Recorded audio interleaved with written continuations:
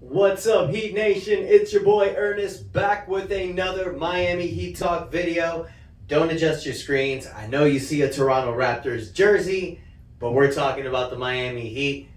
It's the NBA offseason. I figure I'd change it up a little bit. I got all these 1990s nostalgic jerseys. You guys usually see me with the Miami Heat gear. I figured I'd show you something different.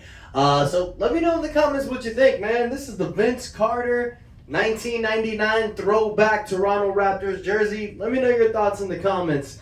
So hope everybody's having a great day. I want to thank all you guys for the love and support in the last video. This video is titled P.J. Tucker. We're going to talk a little bit about P.J. Tucker. It's called What's Going On with P.J. Tucker. So there's a few things I want to talk about. Now in the last video, I went ahead and broke down that P.J. Tucker is looking to get an offer from the Philadelphia 76ers. It's going to be a 3-year contract worth $30 million. That's going to push him into his 40th age. So it's really hard to bring someone like that back, especially when it's going to go into that age. You know, if Philadelphia is willing to offer him that contract, and the most important part is that 3rd year. So Miami can go ahead and make this work a few different ways. Now, when he opted out of his $7.4 million option, it was to get a pay raise. We all noticed that. And, you know, that's cool. You got to make your money. So Miami has 2 options. They can bring him back at $8.4 million. That's the max that we can bring him under the hard cap. It's a $1 million raise. Or we can give him the full $10.2 million mid-level exception. Because he's over 37, the over 37 rule gives him a 3-year maximum contract. So Miami can match what Philadelphia is going to do. Now, I think Miami's waiting on this, you guys. Miami is not looking to make the same mistake that they made back in 2017. When they gave guys like James Johnson, Dion Waiters, these 4-year contracts because things didn't go well with Kevin Durant. With the contracts they tried to give. So they're going to wait on this one. And even though Philadelphia is looking to make this offer to P.J. Tucker, it's not going to be something that's done immediately because they have to make space to bring P.J. in. After they give James Harden that maximum extension, they're going to have to create some space to bring PJ in because they're not going to have the full $10 million. They're only going to have, I believe, $5 to $6 million in the mid-level exception. So this is where things get tricky in the NBA salary that people don't like to talk about. So I know Miami's going to wait. What Miami is waiting for right now is to see what type of moves that they can do. We've all noticed that the whole Kyrie and KD thing wasn't going to happen. Guys, I know the rumors were great out there, but there was no way that Brooklyn was going to trade KD and Kyrie. A lot of their draft picks that they got with the James Harden trade went to Houston. They're swap picks. So any bad seasons that they have, those picks go to Houston. So there's no need to tank right now. They're going to try to win. So I don't see them letting these guys go unless they're getting those picks back. So Miami is kind of in a wait-and-see point. They're going to see what flutters out there. If certain NBA players come up that are disgruntled, they're going to wait on this. Now, with P.J. Tucker, they're going to see what they can do to bring him back. It all depends on what Philadelphia does. They're going to play the options. I really believe that Miami's going to have an opportunity to bring P.J. back, especially if they tell P.J., look, take the $8.4 million from the hard cap. Let us use the $10.2 million mid-level exception to bring somebody else in to help out. And then, after next year, you will be under early bird rights, which means we're allowed to go over the salary cap to bring you back. They can sign him to a 2-year deal. The 2nd year will technically be the 3rd year coming from this year.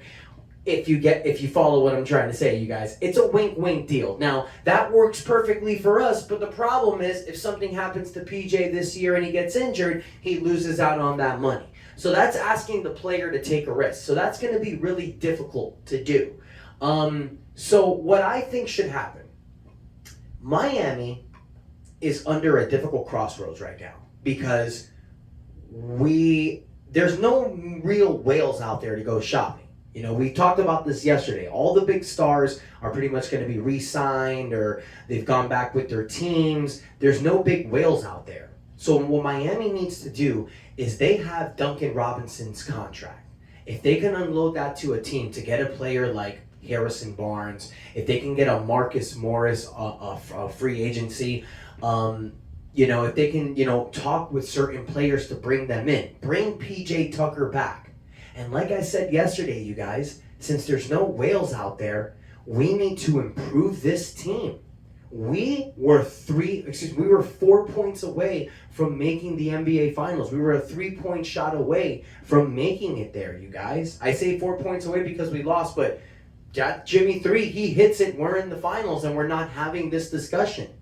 So what we need to do is improve that team from last year, improve our players, bring back Lowry healthy, make sure that Tyler Hero is ready to go. Bam Adebayo's got to step it up offensively. Jimmy Butler has got to be prime Jimmy. But besides those 4, you need a supporting cast that is going to help them do what they do. Last year, we had that cast. Just tweak it a little bit, make it better, okay? Omar Yurtseven should step up. We have our young guys poised and ready to go. We have this new kid, Nikola Jovic. You don't know what he can do. He's a 6'11" point guard phenom. He can bring some offensive mix to this team. If we can get a player out there in the offseason that can help us tweak it, give us an offensive push and help us in the defensive presence, guys, that's going to get us to the next step. But if we lose PJ, I feel this is remnants of 2020, like I mentioned yesterday. Bringing back PJ is a big deal for this success, because if we lose him, you guys, the next best power forward available out there that I've seen for free agency that we can afford is a guy like Thaddeus Young. I like PJ's experience. I like what he brought to this team last year. He fits the culture. He's a Miami Heat guy. So bringing him back is crucial. And then having PJ, it's going to elevate guys like Bam, Omar Yurtseven, Nikola Jovic. I don't think Dwayne Dedmon's coming back next season. I don't really see a spot for him. We need to elevate Omar. I've said this before. So that's the pace we're going to push. So I want to know what you guys think about P.J. Tucker. Do you think it's best to bring him back to match Philadelphia's offer? Obviously, we would love to see him take the $8.4 million hard cap level so we can bring him back for one season. Which one do you think is more likely to happen? I want to hear you guys in the comments. Let me know. Do you think he's going to stay here in Miami? Do you think he's going to stay in Philadelphia? If he leaves, do you think it's a big deal? Or do you think we can replace him like we did with Jay Crowder? Let me know what you guys think in the comments. Thank you so much for your time. Sorry I threw you off with the jersey. But until next time, it's your boy Ernest out. Let's enjoy free agency week. I'll be cutting videos all week. And that's enough said.